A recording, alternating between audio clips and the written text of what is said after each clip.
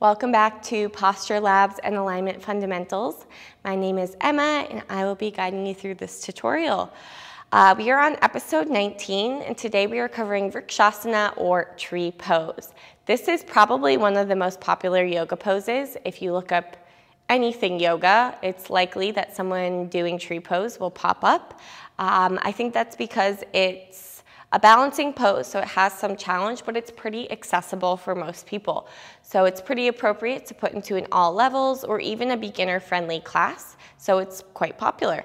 I'll give you lots of different options. I'm gonna give you 4. One is not my favorite. It's more of like a Bikram style tree pose, but I'm gonna explain it as well because there are lots of different lineages and practices of yoga. There's not one correct way to do things. There are always multiple correct ways and different ways to do things. So I want you to find what feels best in your body, know all of the safe ways to do it, and make your own conclusions from there. This is another balancing pose. I'm going to show you from the front and then I'll show you from the side. Let's go ahead and get started on the right leg. First off, for regular kind of open hips tree pose, I usually like to give 3 options in my class. The first option I like to give is using your toes as a kickstand. So either way, we're all going to turn our left knee outwards so you feel external hip rotation. As you do that, you're squeezing your glute muscles together and the thighs are rotating away from each other.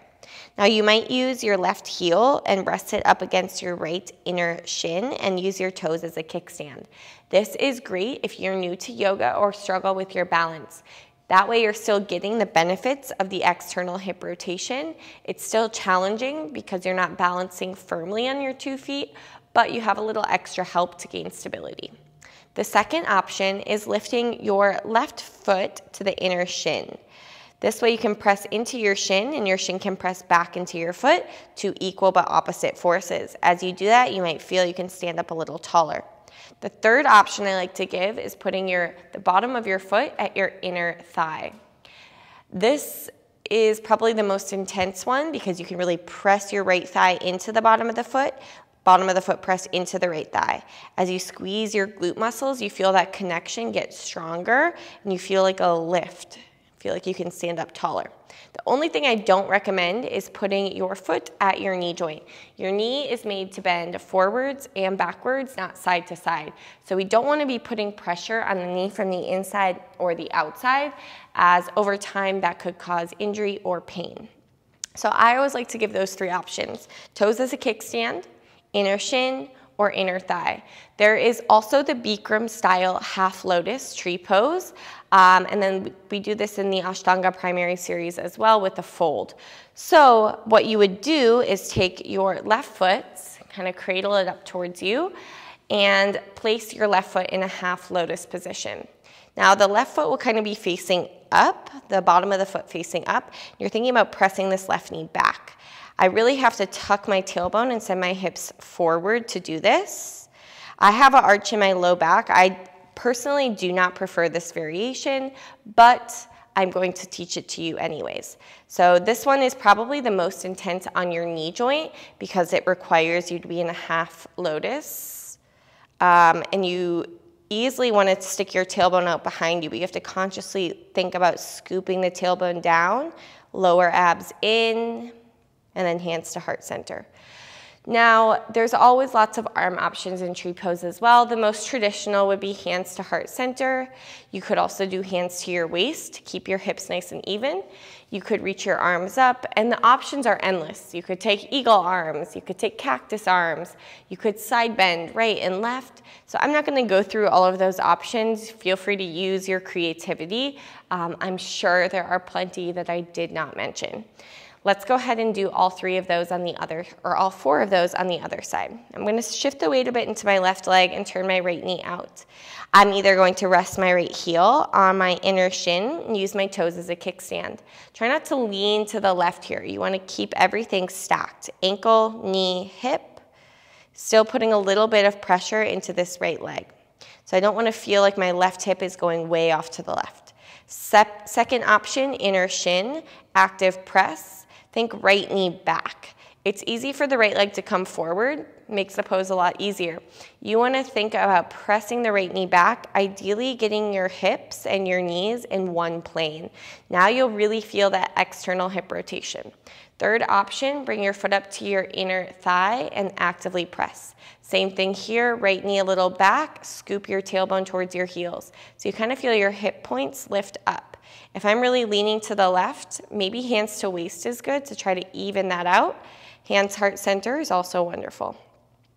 It's easy to put an arch in the back here, makes it a lot easier to balance. I really want to scoop my tailbone towards my heels, and again, think about lifting the hip points up towards the ribs. Pull my belly button back and relax my shoulders. Big toe mound of the left foot pressing down. I like a little bend in the standing leg to help stabilize. Maybe reaching arms up. And gently releasing. All right, again for that half lotus variation, you'll grab your right foot like a cradle, maybe even move the calf muscle out of the way. Place your right foot as high up to your left hip as you can. The foot is facing up, and you can kind of flex your foot like you would in a lotus. Now I'm thinking right knee back. As I do that, I hinge forward. My tailbone sticks out behind me. So I'm trying to scoop my tailbone while squeezing my glutes and bringing my hands to heart center. Again, trying to lift the hip points up towards the ribs a bit. And releasing. That one does not feel great for me on my knees, so leave it. It's up to your discretion to do what variation feels best for you. I'll show you from the side so you can see what I mean about the tailbone lifting and tucking. Now let's go ahead. I'm not going to go through every single variation again, just a few. So let's balance on the right leg. Let's bring the bottom of the foot to the inner thigh. Actively press. So here you can see it's easier for that left knee to come forward.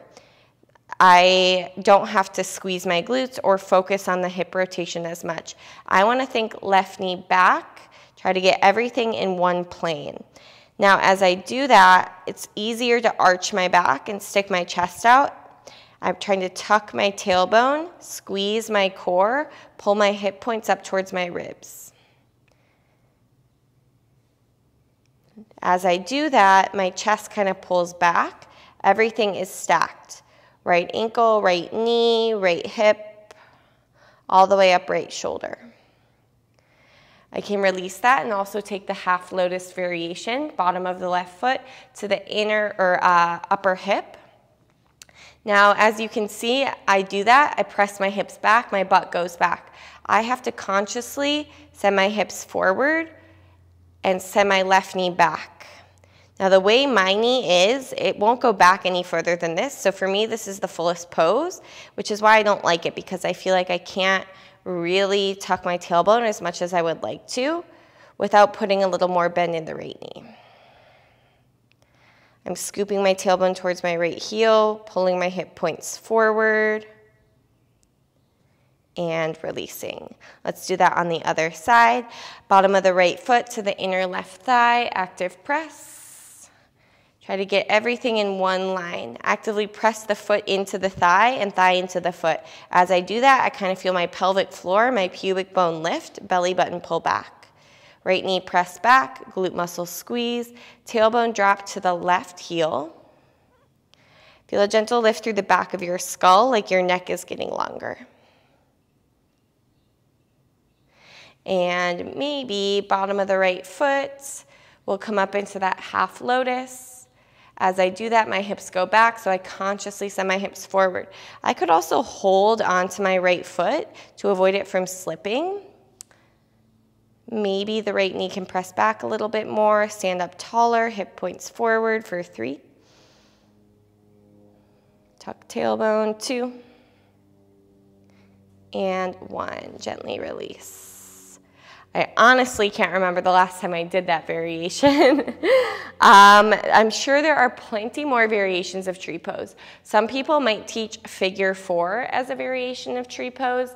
To me, I usually teach that as an entirely different pose. A wonderful pose to prepare for tree because it requires that external rotation that you need to place your foot on your inner thigh.